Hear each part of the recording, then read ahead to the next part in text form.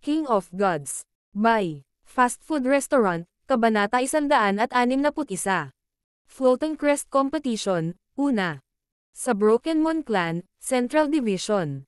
Piggyre. Pagkatapos ng Piggyre ay nagsimulang lumitaw sa field at kahit na ngayon ay hindi isang inner disciple gathering, mas maraming tao ang dumating. Sa itaas ng Central Division ay isang Asher na palasyo na lumulutang sa kalangitan sa gitna ng dagat ng kidlat at nagbigay ito ng isang luma, sinaunang aura.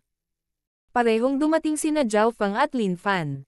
Ang mga mata ng una ay nakalock sa Floating Crest Palace at nalaman niyang mas malakas ang nakapaligid na kidlat kaysa ilang buwan bago.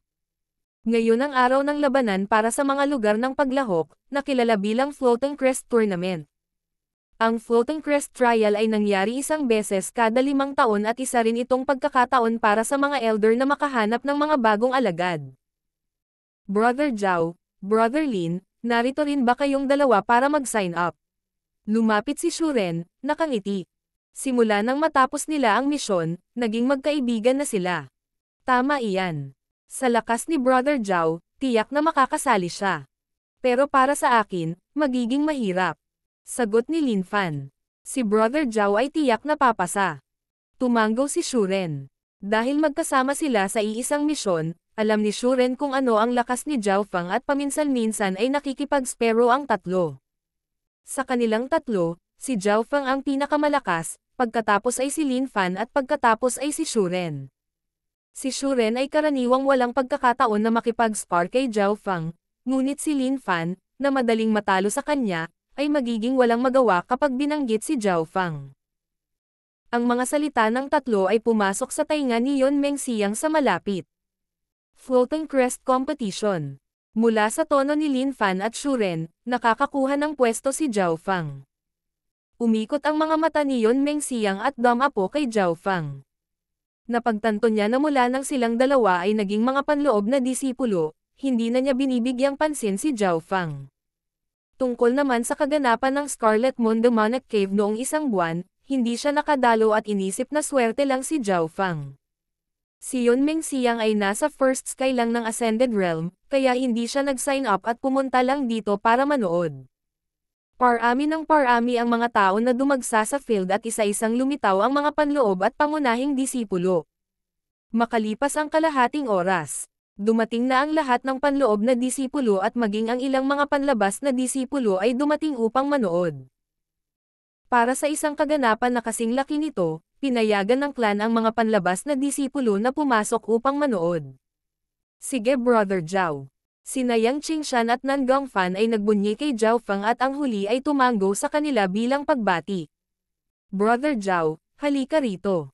Isang nangingibabaw at malakas na boses ang narinig mula sa gilid. Ito ang pangunahing disipulo, Yang Gan. Yang Gan. Ikalawang sa lahat ng core disciples at isa sa pinakamainit na napili para sa head disciple. Ang karamihan ng tao ay sumabog sa talakayan. Si Yang Gan ay nakasuot ng purong puti at para siyang gwapong ukit. Bilang isa sa pinakatanyag na panloob na disipulo, ang bawat kilos ni Yang Gan ay tinitingnan ng iba. Namumula ang mga mukha ng ilang disciples na babae habang pinagmamasdan ang kanyang gwapong figure. Kuya Yang. Umakyat si Zhao Feng at tumayo sa tabi ni Yang Gan. Sila lang ang dalawang disipulo ng First Elder. Si Yang Gan ay kilala sa pagiging matuwid at kahit na hindi siya mainit ang loob kay Zhao Feng, hindi siya nagbigay ng anumang problema para sa kanya. Sa halip, ginawa niya ang kanyang tungkulin bilang mas matandang disipulo. Sino ang lalaking kasama ni Yang Gan? Marami ang nagulat at ang ilang nakaalam ng katotohanan ay nagsimulang mag-usap. Sa isang sandali, nakuha rin ni Zhao Feng ang tingin ng marami.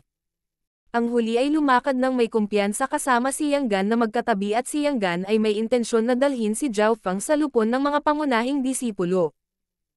Sa mga pangunahing disipulo, pamilyar si Zhao Feng sa marami sa kanila, tulad ni na Sister Yuan, Quan Chen at Yuan Ji. Ang taong ito ay isang disipulo ng First Elder ngayon. Malungkot na tumingin si Sister Yuan kay Zhao Feng. Kasama pa rin niya si Ran Xiaoyuan at tumanggo ang huli bilang pagbati. Dahil alam niyang sasali rin si Zhao Feng sa torneo, tumawa si Sister Yuan. Sister Ran, huwag kang maging magalang kapag magkita kayo nitong brat na ito. Turuan mo siya ng leksyon. Baka hindi tayo magkita. Bahagyang namula ang mukha ni Ran Xiaoyuan habang palihim na sumulyap kay Zhao Feng bago siya nagsalita sa mahinang bulong. Ginagamit ng Floating Crest Competition ang 7 panuntunan sa labanan.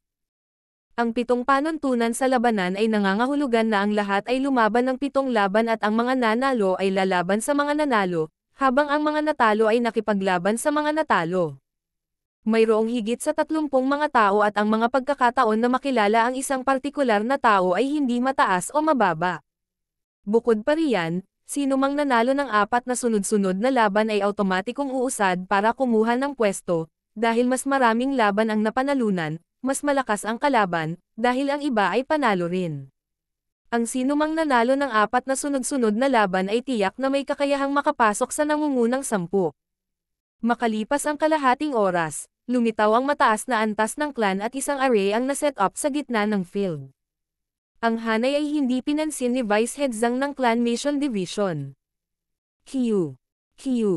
Lumitaw ang tunog ng sipol ng hangin at sa sumunod na sandali, lumitaw ang aura ng isang tao sa True Spirit Realm. Pagbati, mga nakatatanda. Ang unang dalawang dumating ay sina Elder Zhu at Haiyun Master. Pagkaupo ng dalawa sa kanilang mga upuan, lumitaw ang isa pang makapangyarihan, na mas malakas kaysa sa dalawang elder. Unang elder. Napayuko ang lahat at maging ang dalawa pang matanda ay tumayo. Sunod, dumating ang Clan Master at isa pang elder. Pagbati sa Clan Master at Granny Liuyo. Ang mga alagad pati na ang mga deacon at vice head ay yumuko. Ang dalawang dumating ay parehong babae. Ang isa sa kanila ay isang magandang babae, na may mataas at marangal na aura. Siya ang Clan Master ng Broken Moon Clan. Bagamat lahat sila ay nasa True Spirit Realm, ang kanyang aura ay mas malakas kaysa sa Haiyun Masters. Sa tabi ng Clan Master ay isang maputi ang buhok na matandang babae, na may amoy ng halaman sa kanya. Ang pinuno ng Grasswood Division, si Granny Liuyo. Alam ni Zhao Feng ang kaunting impormasyon tungkol sa taong ito. Si Granny Liuyo ang pinakamahusay na Peel Master sa clan at sa parehong cultivation at Peel Refining, nalampasan niya ang matandang buwan. Ang Clan Master, First Elder at ang iba pang 3 Elder ay nakaupo sa kanilang mga pwesto at sa likod nila ay nakatayo ang kanilang mga disipulo. Sa likod ng Broken Moon Clan Master ay may 2 babaeng disipulo, sina Sister Yuan at Ran Xiaoyuan. Ang mentor ni Ran Xiaoyuan ay ang Clan Master. Nagulat si Zhao Feng. Hindi nakapagtataka na nasa tuktok na siya ng Third Sky ng Ascended Realm. Ang pangunahing kasanayan niya ay marahil ang Heavenly Wind God Technique din. Sa likod ni Elder Zhu ay may ilang mga disipulo at isa sa kanila ay isang batang mukha ng sanggol. Si Sun Yuan Hao ang may changeable body.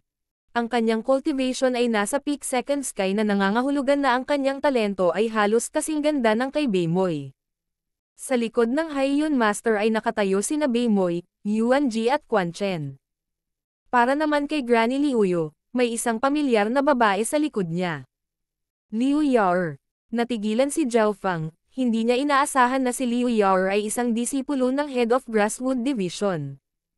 Ang kanyang cultivation ay umabot na rin sa peak second sky at pagkakaroon ng Lola Liuyo, ang pinakamahusay na peel maker sa clan na tumulong sa kanya, ang kalamangan na mayroon siya ay malaki. Nagulat din ang huli sa figure ni Zhao Feng sa likod ng First Elder. Ang First Elder at ang Clan Master ang may hawak ng pinakamataas na awtoridad sa clan. Bakit hindi ko maalis ang lalaking ito? Medyo nairita si Liu Yao. Siya at si Zhao Feng ay parehong mga disipulo ni Lord Kang Tai at Lord Guanzhen ayon sa pagkakasunod-sunod at naisip niya na pipigilan niya si Zhao Feng magpakailanman sa pamamagitan ng pagiging isang disipulo ni Granny Liuyo. Ang bagay na mas ikinadismaya niya ay na si Zhao Feng ay mayroon lamang isang low-tier na espiritual na katawan. Kawili-wili. Napakaraming pamilyar na tao. Isang ngiti ang lumitaw sa mukha ni Zhao Feng. Nag-scan ang kanyang tingin sa mga pamilyar na figure. Beimoy, Ran Xiaoyuan, Liu Yao, Sun Yuan Hao at Xiao Sun.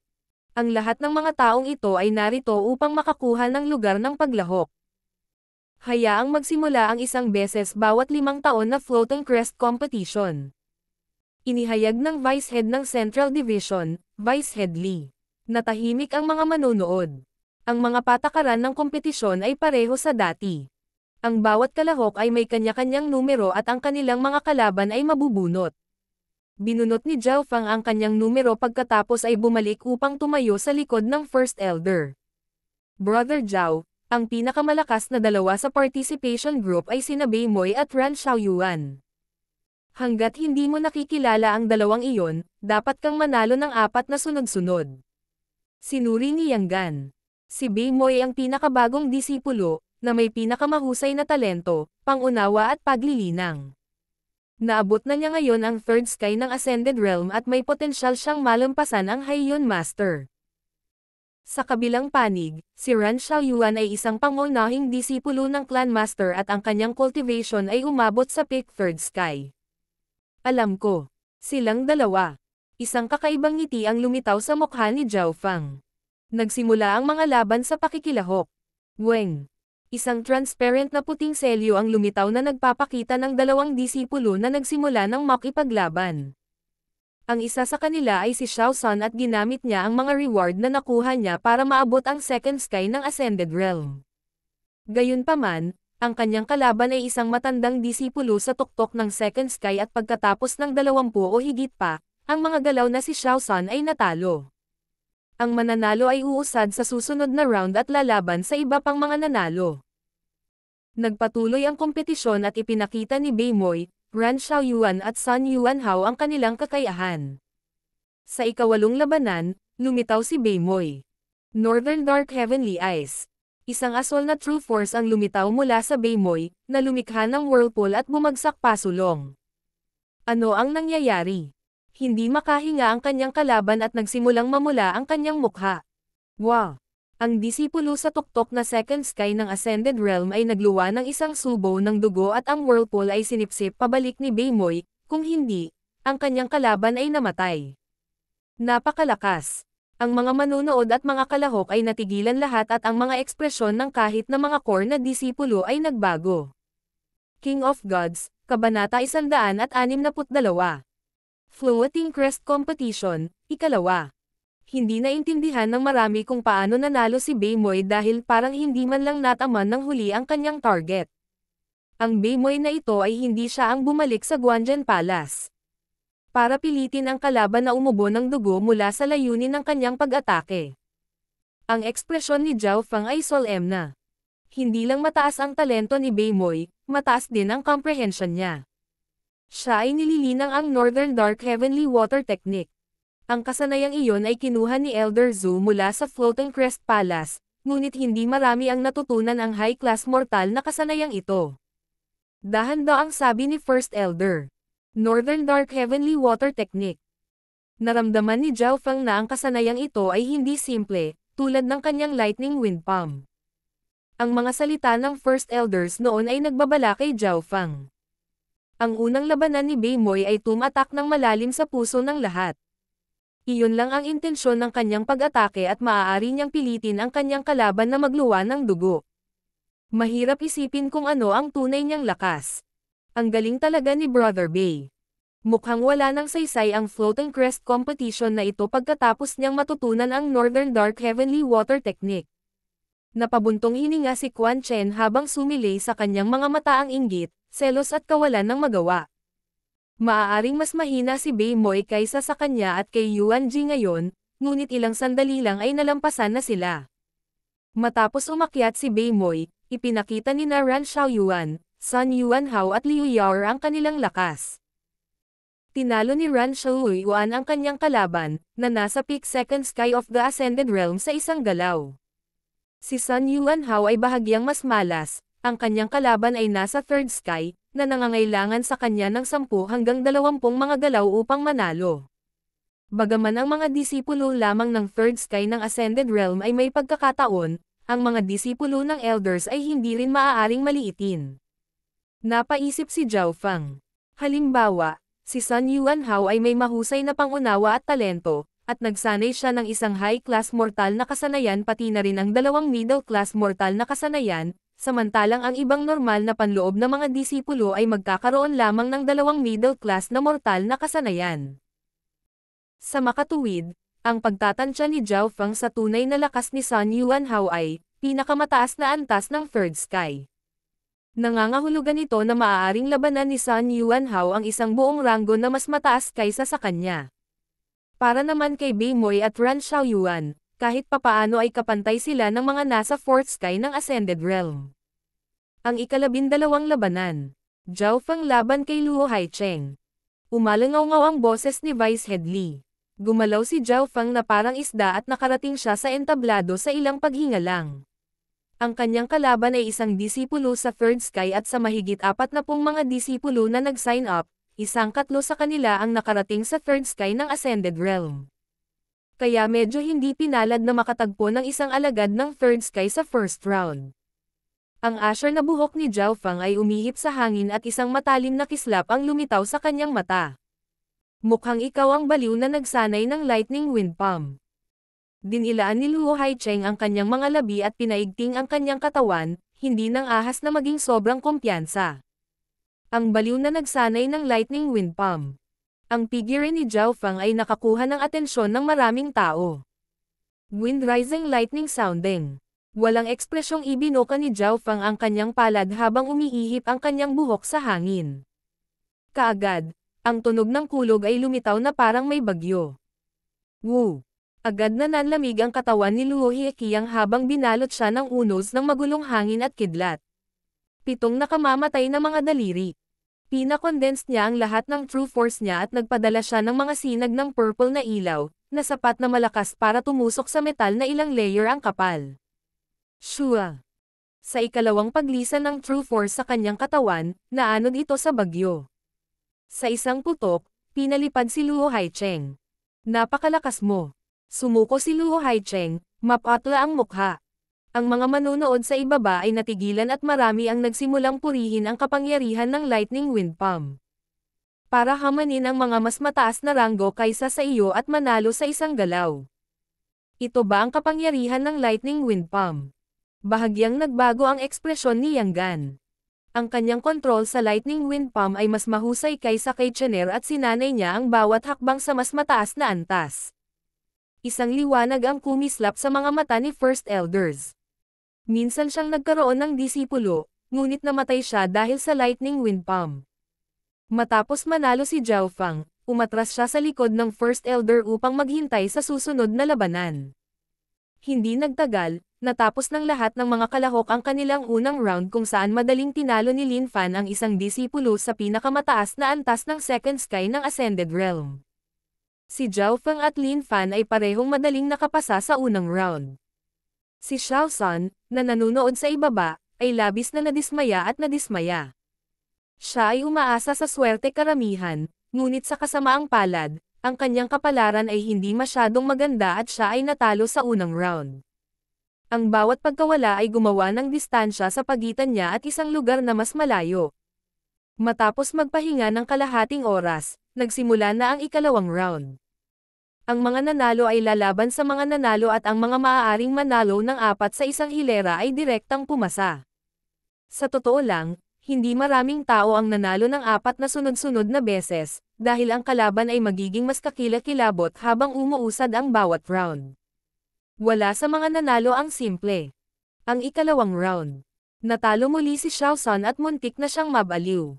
Hindi rin maganda ang swerte ni Lin Fan at nakatagpo siya ng isang kalaban sa peak Third Sky. Mukhang matatalo si Lin Fan.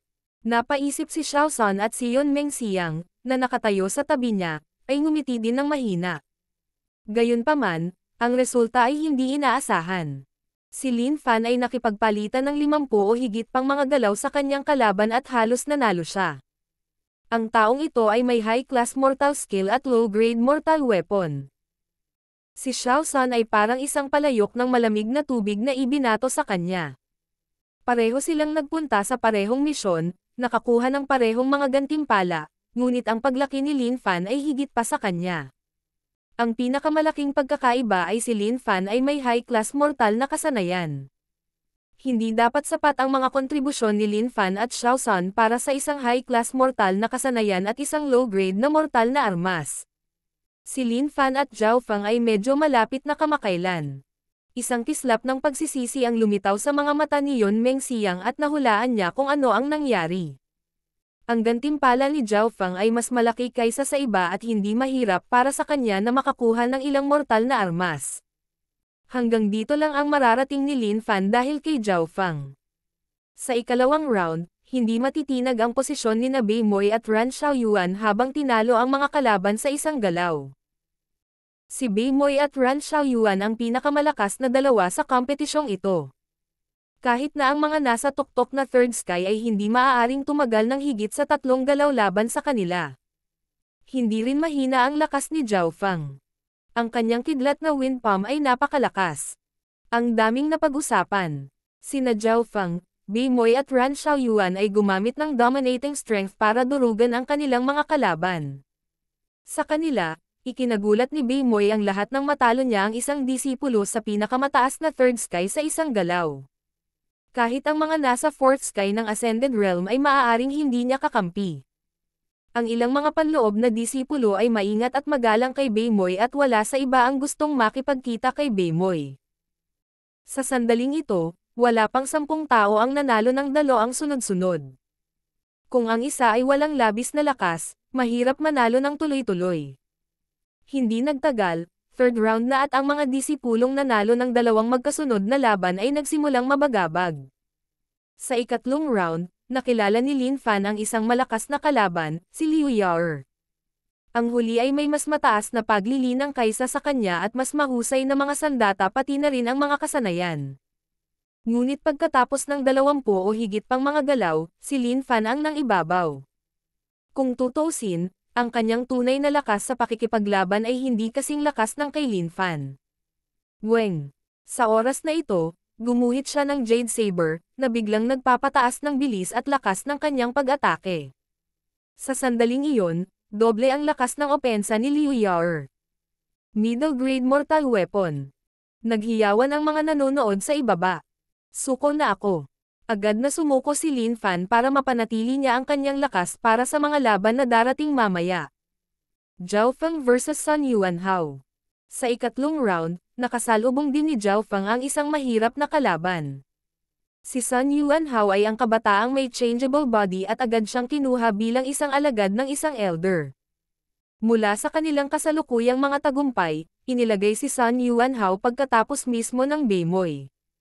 Pagkatapos ng lahat, ang huli ay pumasok sa clan isang buong buwan na mas maaga kaysa kay Sun Yuanhao at sa makatuwid, siya ay may mas mataas na punto ng pagsisimula. Marami ang umaasa sa labanang ito dahil pareho silang mga alagad ng elder. Gayunpaman, ang kapana-panabik na labanan na kanilang inaabangan ay hindi nangyari. Silver Wall Technique. Ang dugo ni Zhao Feng ay kumulo habang ang isang layer ng pilak ay nagningning mula sa kanya, na naging dahilan upang magmukhang perpekto ang kanyang katawan. Ang pagpapalakas ng katawan ng lalaking iyon ay umabot sa napakataas na antas. Natigilan ang mga tao sa ibaba. Nagsalubong ang mga kilay ni Elder Zhou habang walang magawang tumingin sa First Elder at bumantong hininga. Lightning Wind Palm. Gamit ang Silver Wall Technique bilang batayan, inikat ni Zhao Feng ang kanyang Lightning Wind Palm at sumugod patungo sa Sun Yuanhao ng may bilis ng kidlat. Pa! Pinigilan ni Zhao Feng si Sun Yuanhao sa pamamagitan ng mabilis na pag-atake ng kidlat. Sa unang hakbang, napaatras si Sun Yuanhao. Sa pangalawang hakbang, nabasag ang kanyang defensive barrier. Sa pangatlong galaw, tumalsik siya ng dugo. Natalo ako pero hindi ko ginamit ang middle grade spiritual weapon ko. Nanlulumong sabi ni Sun Yuanhao. Masyadong mabangis ang mga pag-atake ni Zhao Feng at wala siyang oras para ilabas ang kanyang middle grade mortal weapon o kung hindi, maaaring hindi pareho ang resulta. At least, hindi siya mawawala ng ganoon kalala. Natapos ang ikatlong round at iilan lang ang nakapanatili sa kanilang winning streak. Tumingin si Zhao Feng sa paligid at 4 na tao lang ang nanalo ng 3 sunod-sunod na laban. Sila ay sina Bei Moy, Ran Xiaoyuan, Zhao Feng at Liu Yao ayon sa pagkakabanggit. Magaling ang mga nagkaroon ng 2 panalo at 1 talo, gaya ni Lin Fan, ngunit karamihan ay may 2 talo at 1 panalo, habang ang ilan ay nagkaroon pa ng 3 sunod na pagkatalo gaya ng Xiao Sun. Ito ay magiging ika-4 na round. Bahagyang umaasa si Zhao Fang. Mayroon lamang 4 na tao na umunlad sa 4th round, na nangangahulugan na mayroon siyang isa sa 3 pagkakataon na makilala sina Beimoy, Ran Xiaoyuan at Liu Yao. Kung nakilala niya si Liu Yao, hindi magkakaroon ng anumang pressure. Ngunit magiging mahirap kung makilala niya si Ran Xiaoyuan o Beimoy, maaaring hamanin ng dalawang iyon ang mga nasa 4th sky. Matapos magpahinga ng 1 oras, iginuhit nila ang kanilang mga kalaban. Nagsimula na ang 4th round.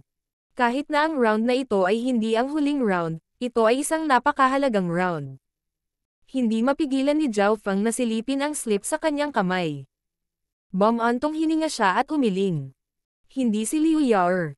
King of Gods, Kabanata 163. Floating Crest Competition, ika-3. Ang 4th round ay binigyang pansin ng marami. 2 tao ang makakakuha ng isa sa 10 pwesto ngayong round at magkakaroon ng mga kwalifikasyon para makapasok sa Floating Crest Trial. Ang dalawa ay mula kina Zhao Fang, Liu Yao, Beimoy at Ran Xiaoyuan. Ang 4 na ito ay kumakatawan din sa mataas na antas ng clan. Si Beimoy ay tumayo para sa Haiyun Master, si Ran Xiaoyuan ay tumayo para sa Clan Master, si Zhao Fang ay tumayo para sa First Elder at si Liu Yao ay tumayo para kay Granny Liuyo. Sa makatuwid, ito ay hindi lamang isang labanan, ito rin ay kumakatawan sa sagupaan sa pagitan ng mataas na antas ng clan. Brother Zhao, kailangan mong manalo para kay Master sa pagkakataong ito. Kung ang kalaban ay si Liu Yao, mas malaki ang tsansa mong manalo. Ngumiti si Yang Gan at tinapik ang balikat ni Zhao Fang. Liu Yao. Nag-isip si Zhao Fang at bumantong hininga. Hindi pinansin ni Zhao Fang ang mga kalaban na nakaharap niya sa unang 3 round at kilala niya ang lahat ng 3 sa 4th round. Si Borth Beimoy at Ran Xiaoyuan ay mahirap na magkaaway at kung hindi gagamitin ni Zhao Fang ang kanyang kaliwang mata, wala siyang tiwala na manalo. Maaaring kaya niyang talunin ang mga mas mataas kaysa sa kanya sa cultivation, ngunit kaya rin ang kanyang mga kalaban at mayroon na silang mas mataas na cultivation sa simula. Sister Ran, sino kalaban mo?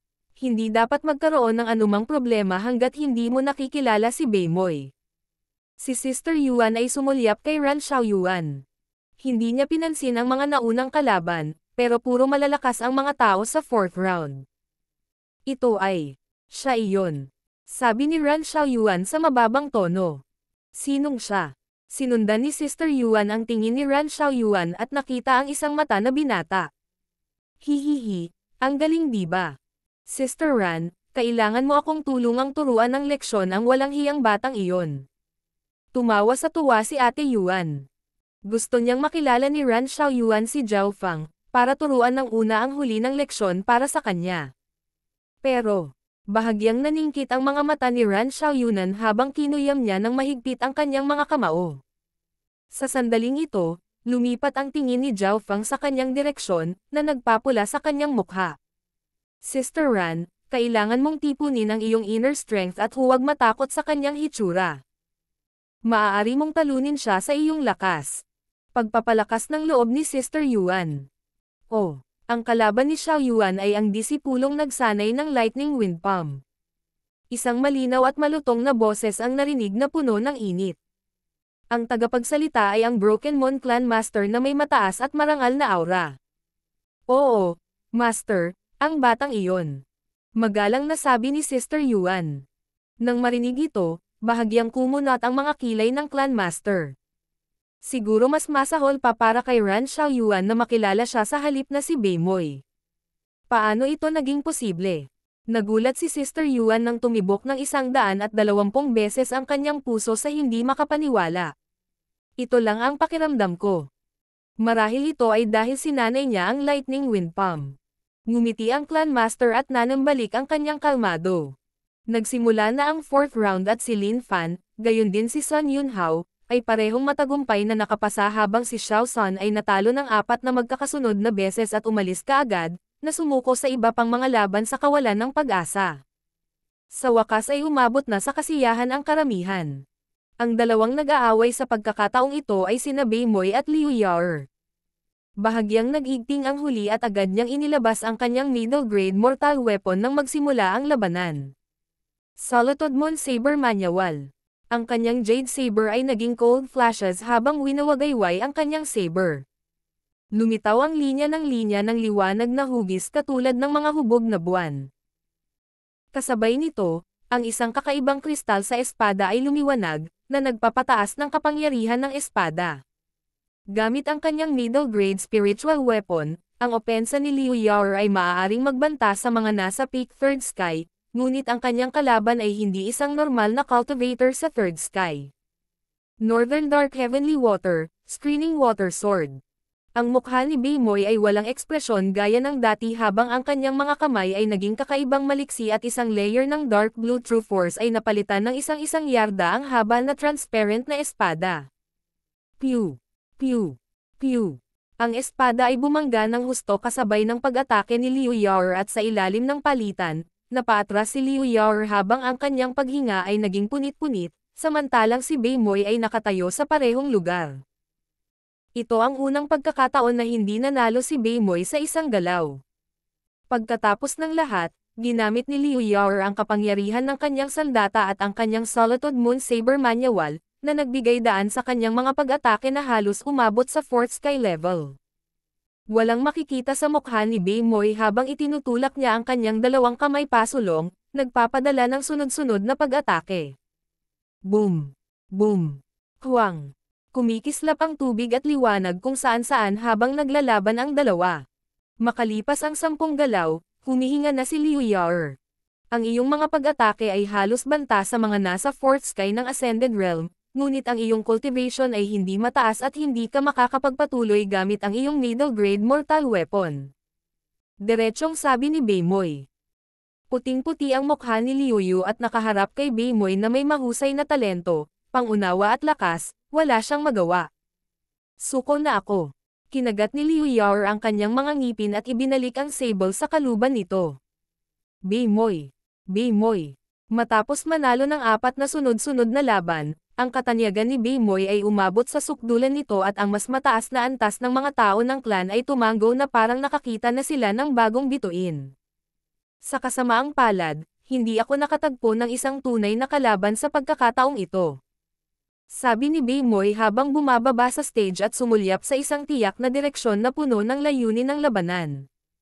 Sinundan siya ng tingin ng karamihan at nakita nila ang kabataang nakatayo sa likod ni First Elder. Ito ay isang azure-haired one-eye youth na nagbigay sa lahat ng kakaibang pakiramdam. Yung lalaking yon na naman, kahit si Beimoy gustong makipag-away sa kanya. Natutunan ni Brother Zhao ang Lighting Wind Palm at malamang na kaya niyang labanan si Beimoy. Nag-usap ang mga manonood. Maisip na nga na magkikita ang dalawa kapag naglaban sila sa posisyon ng core disciple mamaya. Walang ekspresyong tumayo si Zhao Feng at naalala niya ang sinabi ni Beimoy noon. Aayusin natin ito sa clan. Aayusin. Ang deal sa pagitan ni Zhao Feng at Beimoy ay unti-unting lumalapit. Nagpatuloy pa rin ang 4th round. Zhao Feng versus Ran Xiaoyuan. Sa pangalawang pagkakataong ito ay inihayag, muling nagkagulo ang karamihan. Isa pang laban ang pagpapasya kung sino ang mananalo ng 4 na sunod-sunod. Sina Zhao Feng at Ran Xiaoyuan ay parehong nanalo ng 3 magkasunod na laban at ang tagumpay na ito ang magpapasya kung sino ang sumulong sa pagsubok. Sister Ran, magsisimula na ang laban. Bahagyang ngumiti si Zhao Feng, habang si Sister Yuan ay nakatikom ang kanyang mga ngipin at napabulalas. Sister Ran, huwag kang magmadali sa kanya. Hindi ko gagawin. Pinakondensed ni Ran Xiaoyuan ang kanyang Heavenly Wind True Force habang nakatingin kay Zhao Feng na may pulang mukha, ngunit wala siyang balak umatras. Nahihiya pa rin ang dalaga, pero sinadya niyang magpanggap na tiwala at malakas. Gustong tumawa ni Zhao Feng dahil naramdaman na niya ang paglundag-lundag ng puso ni Ran Xiaoyuan. Heavenly Wind Shadow. Ang maliit na anyo ni Ran Xiaoyuan ay biglang kumislap at nawala habang siya ay naging hangin. Heavenly Wind Shadow. Nag-flash din ang figure ni Zhao Feng at tulad ni Ran Xiaoyuan, nawala siya. Ano ang nangyayari? Naghiyawan ang mga manonood. Halos magkapareho ang mga galaw ni Zhao Feng at Ran Xiaoyuan. Slicing Wind Stance. Slicing Wind Stance. Sabay na itinulak ng dalawa ang kanilang mga palad at kaagad, isang kislap ng liwanag ang bumungad sa magkabilang gilid. Ito. Kumikislap ang mga mata ni Ran Xiaoyuan habang kakaibang nakatingin kay Zhao Fang. Rotating wind stance.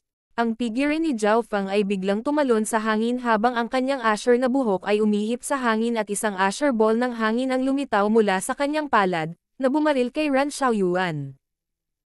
Ang rotating wind stance na ito ay ang mysterious wind palm na natutunan niya noong araw na iyon pabalik sa kanyan at sa Heavenly Wind God Technique. Ang paglipat na ito ay ang rotating wind palm. Rotating wind stance. Bulalas ni Ran Xiaoyuan habang ang kanyang magandang figure ay tumalon din sa hangin at nakipagsagupaan kasama si Zhao Fang, gamit ang parehong galaw. Sa pagharap sa pamilyar na figure at mga aksyon na pinanood ng 1,000 beses ni Zhao Fang, naging sanhi ito ng bahagyang pagkatulala ni Zhao Fang. Boom! Sumabog ang malakas na wind ball at pinalipad nito si Zhao Fang. Ang dalawa ay umabot sa parehong antas sa Heavenly Wind God Technique, ngunit ang cultivation ni Ran Xiaoyuan ay mas mataas kaysa kay Zhao Fang at ang huli ay natulala ng ilang segundo. Ang talino ng lalaking ito ay katulad ng kay Sister Ran. Ano bang nasa isip niya? Pay. Tinatitigan pa nga ng brat na ito si Sister Ran nang nakakadiri niyang mata sa gitna ng laban. Napapadyak si Sister Yuan sa lupa dahil sa galit habang ang Broken Moon Clan Master ay tila nasa malalim na pag-iisip. Si First Elder naman ay may kakaibang ekspresyon sa mukha. Suko na ako. Biglang tumawa si Zhao Fang at tumalon sa stage. Nalaglag ang panga ng mga manunood sa eksenang ito. Mula sa simula hanggang ngayon, binigyan sila ni Zhao Fang ng impresyon ng isang malakas, malamig, walang emosyong baliw na tao. Walang nakaisip na siya ay susuko. Ikaw. Hindi ka pa natatalo. Sa wakas ay nag-react si Ran Xiaoyuan at sinabing red face. Isang napakaasam na labanan ang natapos ng ganito. Brother Zhao, paano ka nakakapaglaro ng ganito? Ang panalong ito ay nakakatulong sa mukha ni Master. Bahagyang hindi nasisiyahang sinabi ni Yang Gan. Bagamat alam niyang mananalo si Ran Xiaoyuan, naisip pa rin niya na makakalaban ni Zhao Fang. Hindi mahalaga kung manalo ako o hindi, basta makakasali ako sa Floating Crest Trial. Ang huli ang mahalaga. Casual na sabi ni Zhao Fang. Ang dahilan kung bakit siya sumuko ay dahil sa 3 puntos. Malakas si Ran Xiaoyuan at kung hindi niya gagamitin ang kanyang bloodline na kapangyarihan o mata, wala siyang ganap na kumpiyansa. Ang kanyang lakas ay makikita bilang sinuman at walang gantimpala. Siyempre, ang pinakamahalagang punto ay mayroon siyang kakaibang pakiramdam para kay Ran Xiaoyuan. Parang naramdaman niyang may utang siya sa huli. Bakit? Bakit siya biglang sumuko? Si Ran Xiaoyuan ay labis na naguguluhan. Ang Zhao Fang na ito ay sobrang tuso at hindi siya nakipag-away ng direkta kay Sister Ran. May isa pang possibility at yun ang gusto niya kay Junior Sister kung hindi bakit siya susuko. Bulong ni Sister Yuan sa sarili, na nagpapula sa mukha ni Ran Xiaoyuan at pagkatapos ay palihim niyang sinulyapan ang kalmadong asher na buhok na kabataan sa gilid ng kanyang mga mata. Ang mga ekspresyon ng dalawa ay hindi nakaligtas sa mga mata ng Broken Moon Clan Masters ngunit sa halip, ang kanyang mga kilay ay napataas. King of Gods, Kabanata 164. Pagbubukas ng Floating Crest Trial. Matapos matalo si Zhao Fang, huminto ang kanyang 3 sunod na panalo at bagamat marami ang nadismaya sa kinalabasan, wala ni isa sa kanila ang magagawa dahil si Zhao Fang mismo ang sumuko. Matatapos na ang Floating Crest competition pagkatapos ng 4th round at sina Bei Moy at Ran Xiaoyuan na parehong nanalo ng 4 na round ay nakuha agad ang isa sa mga pwesto para makapasok. Ang natitirang mga disipulo ay kukuha ng iba pang mga pwesto na magagamit ng kanilang mga hanay at ang 3 pangunahing mga disipulo na dumalo sa oras na ito ay lahat ay may garantisadong pwesto. Bukod sa kanila, nakakuha din ng 2 pwesto sina Bei Moy at Ran Xiaoyuan, ibig sabihin 5 na lang ang natitira. Brother Zhao, nawalan ka ng pagkakataon sa hindi mo paggamit ng iyong buong lakas. Kung patuloy kang ganito, baka hindi ka talaga makakasali. Nagbabala si Yang Gan. Brother Yang, maging mahinahon. Tumanggaw si Zhao Fang. Kailangan niyang manalo sa lahat ng 3 natitirang laban upang tiyak na makakuha ng pwesto at lahat ay nasa kontrol. Bukod kina Bei Moy at Ran Xiaoyuan, walang nakapidyo sa kanya. Ang 5th round. Nanalo si Zhao Fang sa isang galaw, na nadurog ang kanyang kalaban sa peak third sky. Sa sandaling ito, ang kanyang lakas ay nagdulot ng pag-iingat sa iba. Ang 6th round. Ang kalaban ni Zhao Feng ay si Lin Fan. Suko na ako. Ayaw ni Lin Fan na gumastos ng masyadong maraming enerhiya laban kay Zhao Feng at agad siyang sumuko. Ang ikapitong laban. Ang kanyang kalaban ay si Liu Yao, ang tanging banta sa ilalim ni Bei Moi at Ran Xiaoyuan. Inakala ng lahat na ito ay isang kapana-panabik na labanan, ngunit gumamit si Zhao Feng ng mabilis na pag-atake ng kidlat at tinalo si Liu Yao sa ilang mga galaw. Casual, nanalo si Zhao Feng ng 6 na laban at naging nangungunang sa mga natitirang kalahok. Kumikislap ang mga mata ni Sister Yuan habang nakakulong siya kay Ran Xiaoyuan. Ako. Hindi ko alam. Pulang mansanas ang mukha ni Ran Xiaoyuan habang umiling siya at may lumitaw na ambon sa kanyang mga mata na parang sinisi siya sa isang bagay na hindi niya ginawa. Wala itong kinalaman sa Xiaoyuan. Ang pagsuko ni Zhao Feng ay nangangahulugan na hindi na niya kailangang lumahok sa isang matinding laban. Tumunog ang boses ng Broken Moon Clan Masters at sa oras na ito, natapos na ang kompetisyon. Ang 7 disipulo ay sina Bei Moi, Ran Xiaoyuan, Zhao Feng, Liu Yao, Sun Yuanhao, Lin Fan at Chen Yu. Bukod sa huling disipulong si Chen Yu na nasa tuktok ng third sky, pamilyar si Zhao Feng sa iba. Ang 3 pangunahing disipulo at ang 7 panloob na disipulo ay lalahok sa Floating Crest Trial makalipas ang 10 araw. Yang Gan, Quan Chen, Lu Hu, Bei Moi, Ran Xiaoyuan, Zhao Feng. Ang 10 sa inyo ay nakakuha ng mga kwalipikasyon upang lumahok sa isang beses bawat 5 taon na Floating Crest Trials. Isang malalim at malakas na boses ang umalangaw-ngaw sa buong field, na nagpapahayag ng pagtatapos ng Floating Crest Competition. Ang kompetisyon ay para lamang makapasok sa Floating Crest Palace. Ang 10 sa inyo ay magkikita rito sa loob ng 10 araw. Ang malambot at malinaw na boses ng Clan Master ay tumunog at sa sandaling matapos siyang magsalita, umalis ang 5 aura ng True Spirit Realm.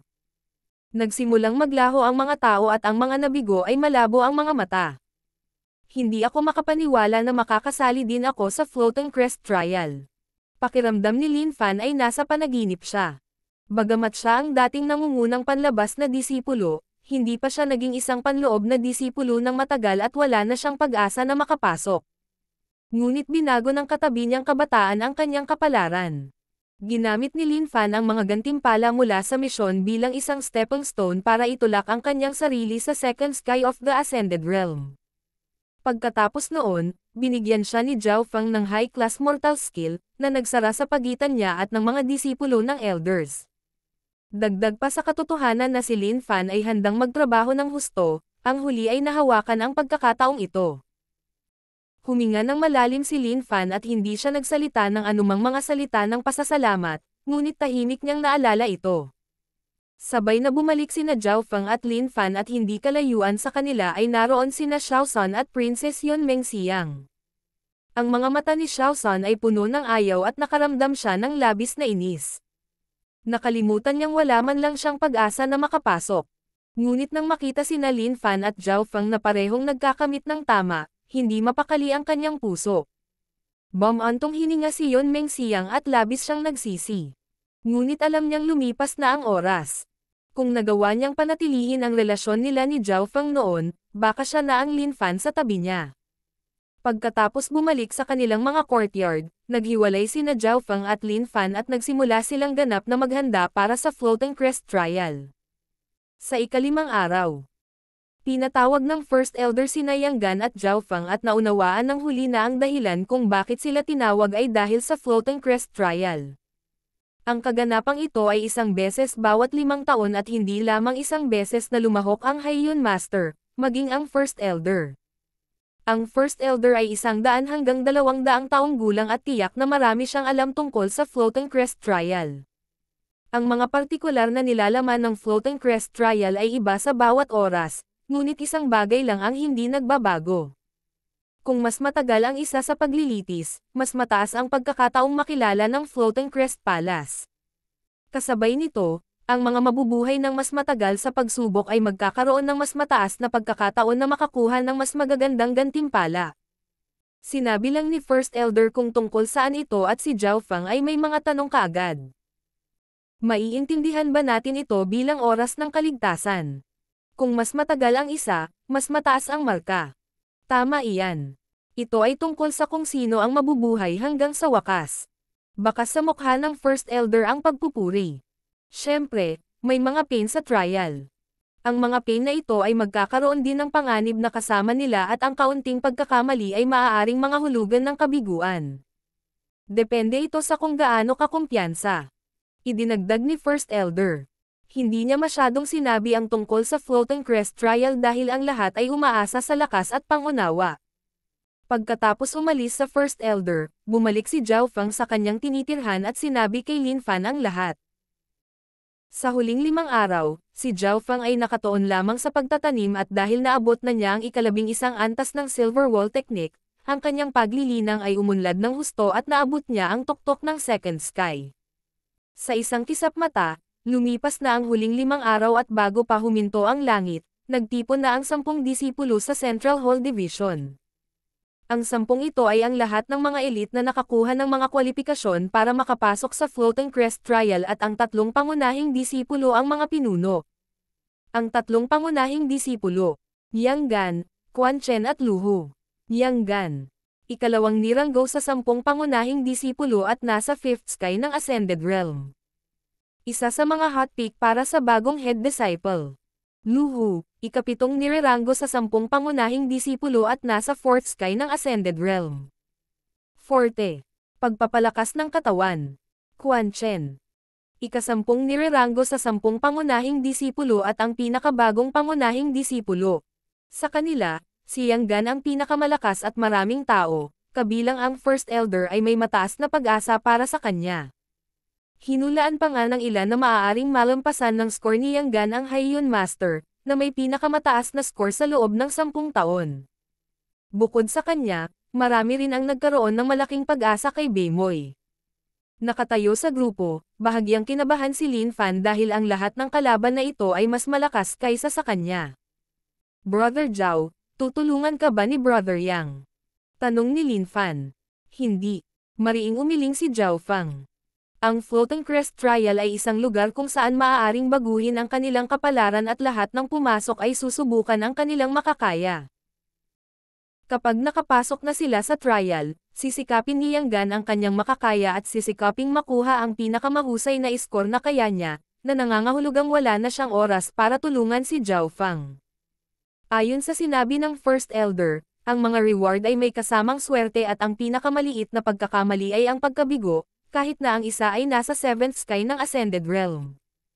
Hindi ka man lang nag-aalala. Sinulyapan ni Lin Fan ang kumpiyansang figure ni Zhao Fang at hindi niya maiwasang humanga sa kanya. Bahagyang ngumiti si Zhao Fang at hindi siya sumagot. Matapos mapagtanto ang katotohanan ng pagsubok na ito, hindi siya nag-alala. Sa kanyang misteryosong kaliwang mata, mayroon siyang mahusay na lakas sa labanan at antas ng kaligtasan. Paghahambing ng mga oras ng kaligtasan. Malamig na tumawa si Zhao Fang sa kanyang puso habang nagsimulang pumikit ang kanyang kaliwang mata. Shua! Shua! Shua! Lumitaw ang ilang aura sa True Spirit Realm at dumapo sa Central Hall Division. Napagtanto ng mga kabataan na ang Clan Master, First Elder at 3 pang Elder ay lumipad malapit sa Floating Crest Palace. Weng! Ang Asher Lightning sa paligid ng Floating Crest Palace ay nagbigay sa lahat ng misteryosong pakiramdam na parang nasa isang fairy tale. Biglang naramdaman ni Zhao Fang na ang pag-iilaw sa paligid ay umabot na sa pinakamataas na lakas nito, na parang puno. Buksan. Bulalas ng First Elder nang lumitaw ang isang alon ng True Force mula sa kanyang palad at pumasok sa Floating Crest Palace. Kasabay nito, ang Clan Master at ang iba pang 3 Elder ay naglagay din ng kanilang lakas sa palasyo. Habang inilalagay ng 5 sa True Spirit Realm ang kanilang kapangyarihan sa Floating Crest Palace, nagsimulang dumagundong ang palasyo at ang kidlat ay naging mas maliwanag. Sa wakas, ang lahat ng kidlat ay nag-condensed sa isang punto at sa ilalim ng gabay ng 5, ito ay sumanib sa Asher na palasyo. Hong! Naramdaman ng lahat ang panginginig ng hangin at ginamit ni Zhao Feng ang kapangyarihan ng kanyang kaliwang mata upang mahuli ang isang maliit na tipak ng isang transparent na ripple na lumilitaw kasama ang floating crest palace bilang nasa gitna nito. Bagamat nakakakita ang kaliwang mata niya sa tabing ng mata, bababa ang paningin nito.